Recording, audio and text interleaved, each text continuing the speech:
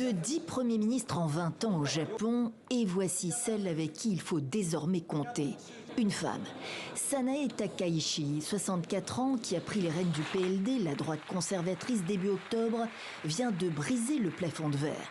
C'est la première des très rares femmes politiques nippones à accéder à ce poste dans le pays.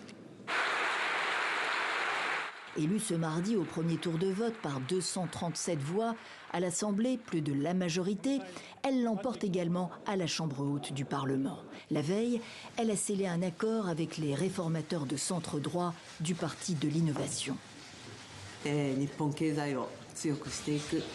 J'ai vraiment hâte de travailler ensemble au renforcement de l'économie nippone et de faire du Japon un pays responsable envers les générations futures.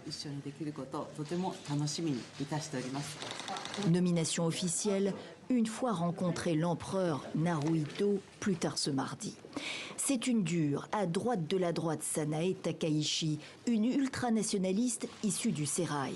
Plusieurs fois ministre sous Shinzo Abe, son mentor, mort assassiné en 2022, elle va d'abord devoir rétablir la confiance du public en un parti au pouvoir de façon quasi ininterrompue depuis 1955, parti qui a perdu sa majorité au Parlement. Le PLD paye des scandales liés notamment à son financement. À Nara, sa ville natale, son ascension suscite de grandes attentes et des interrogations. J'ai quelques inquiétudes parce que c'est une femme. J'ai l'impression que les hommes sont un peu plus solides en matière de leadership. Mais la nouvelle première ministre a eu soin de cultiver son image. Ancienne batteuse dans un groupe de heavy metal à l'université, son modèle politique est la britannique Margaret Thatcher. Une dame de fer pour un Japon en pleine crise. Ne pas compter sur elle, cependant, pour remettre en question le patriarcat.